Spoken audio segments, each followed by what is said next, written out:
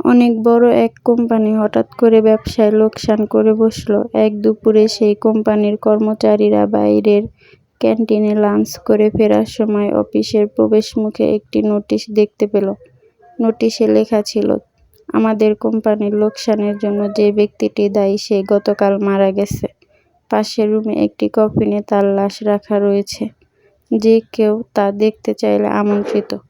একজন সহকর্মীর মৃত্যুর খবর শুনে প্রথমেই লোকেরা দুঃখ পেল, তবে এরপর তারা কৌতূহলী হয়ে উঠল এই ভেবে যে আসলে কে হতে পারে সেই ব্যক্তি।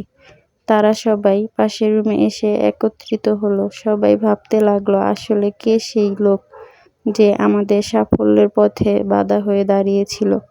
তবে সে যেই হোক, এখন অন্তত সে আর বেঁচে নেই। একে একে তারা যখন কফিনের কাছে গেল এবং ভেতরে তাকালো, হঠাৎ তারা কেমন যেন বাকশূন্য হয়ে গেল, হতভম্ব হয়ে গেল, যেন তাদের খুব আপন কারো লাশ সেখানে রাখা ছিল। কফিনের ভেতরে আসলে রাখা ছিল একটা আয়না। যেই ভেতরে তাকিয়েছিল সে নিজের চেহারাই দেখতে পাচ্ছিল।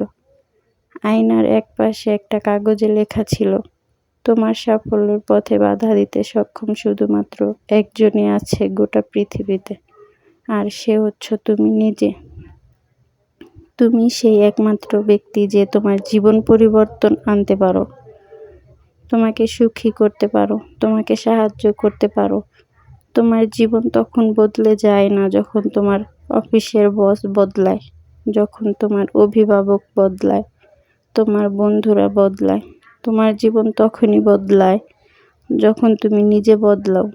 তোমার সক্ষমতা সম্পর্কে নিজের বিশ্বাসের সীমাটা যখন তুমি অতিক্রম করতে পারো, শুধু তখনই তোমার জীবন বদলায়, পূরণ হয় জীবনের লক্ষ্যগুলো। নিজের আলোয় আলোকিত করো তোমার চারপাশ।